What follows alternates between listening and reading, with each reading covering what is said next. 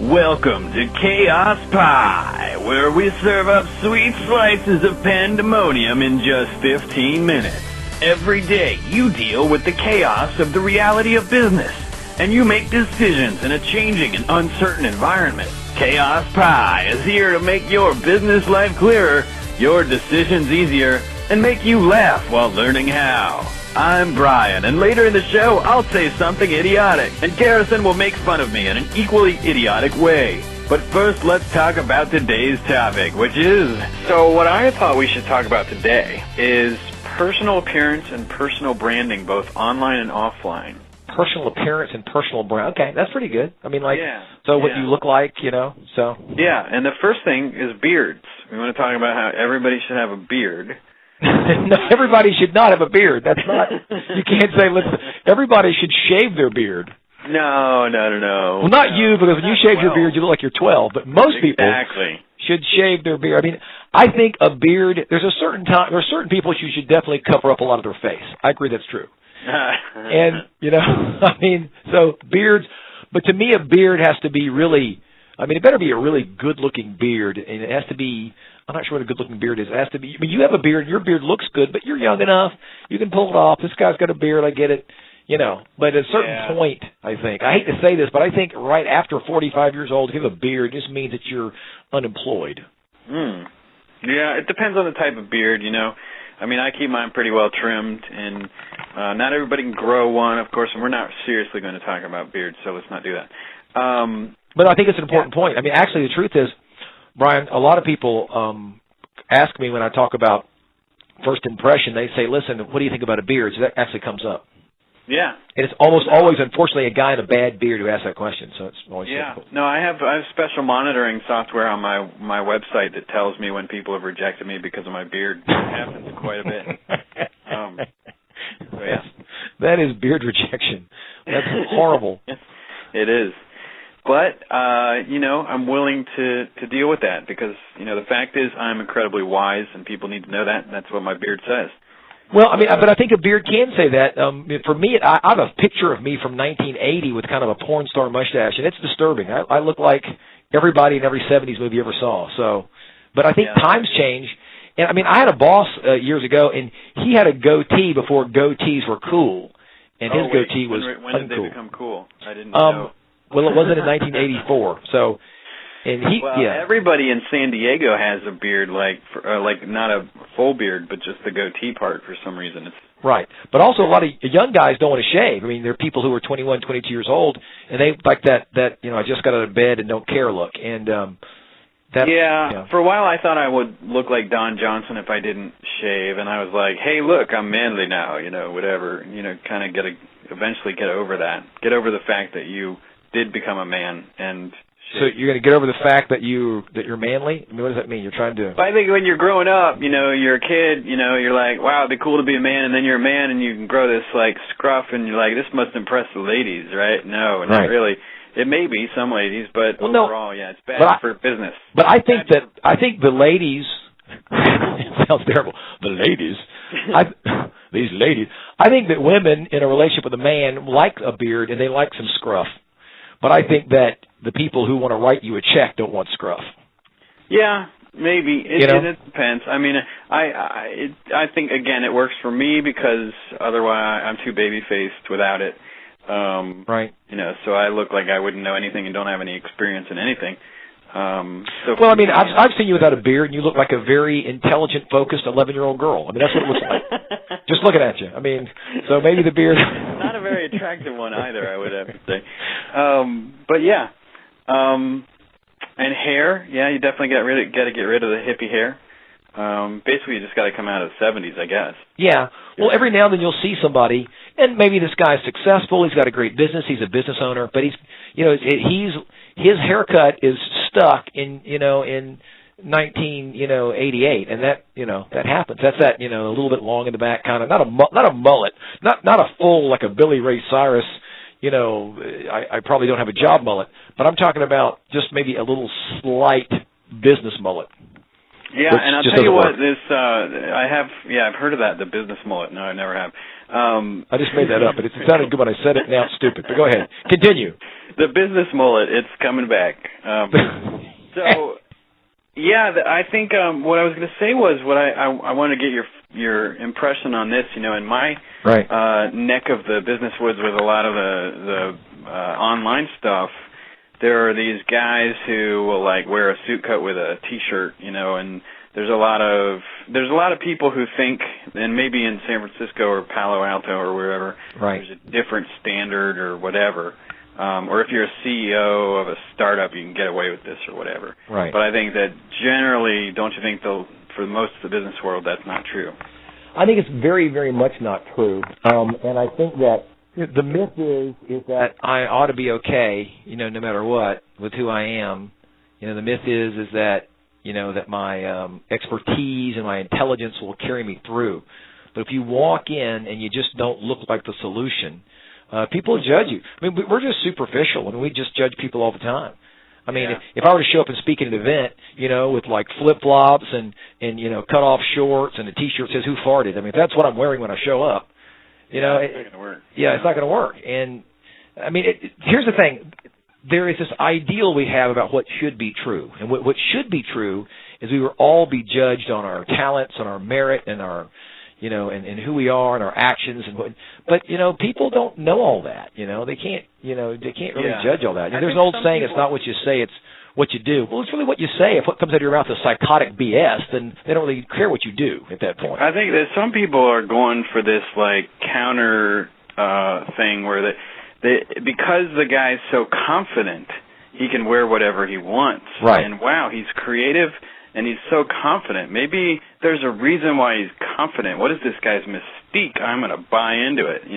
I think some people go that route. Maybe it works for some people, but not for everybody. But that's an awful big risk. I mean, you're going to walk into a meeting and you've got on a tuxedo jacket, a really, really bad, shirt with holes in it, and you've got, velvet shoes with no socks on and some chinos because you've decided that's a really good look.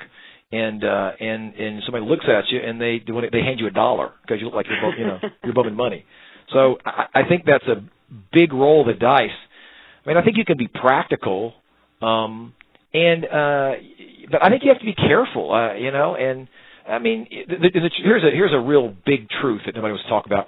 If you are extraordinarily good looking, I mean, if you are a movie star, drop dead good looking, you can probably. What now?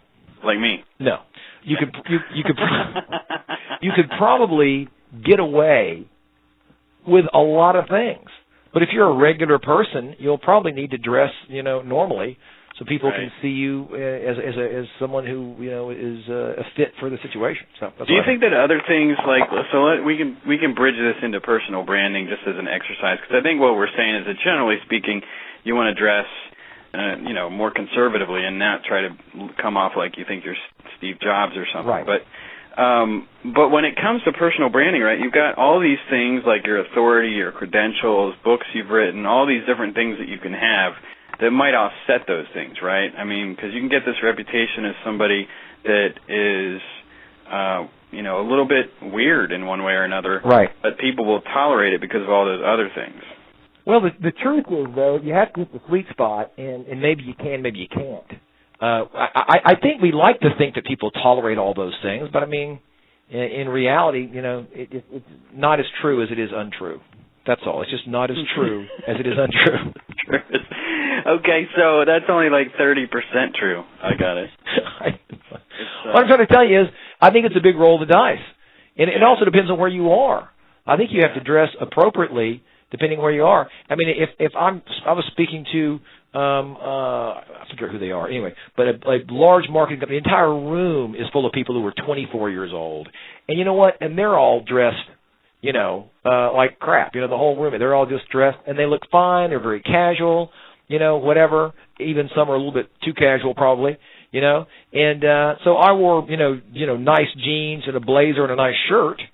I mean, my jeans are kind of, modern, worn out jeans, and I'll do that. And if I'm speaking at a safety convention where I've got a lot of guys in the audience, especially if it's a big convention, you have people who are rank and file guys out there working in the field, and I'll wear jeans and a shirt, So but I think when you start to decide you're going to create a fashion idea. Today I'm at the Beverly Wilshire Hotel in Beverly Hills, so, to walk into the lobby with your sunglasses on, everybody's got their sunglasses on because we're in Beverly Hills, that's probably okay. But if you show up in Omaha and you wear sunglasses inside for 10 minutes, they think you're going to rob the place. I think you have to be aware of your surroundings. If that makes any sense. Right. No, it does. You have to customize it. But, what do you do when you've got to create things online that have to go for everybody, right? You have to go for either some happy medium or, more formal, just so that you're always better dressed than everybody else or whatever.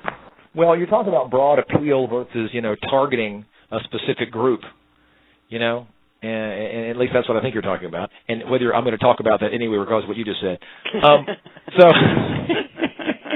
But it's like, are you willing to target a market so narrowly that you'll, have everybody else not care or be shunned away or, diverted because you're going to go after this one group?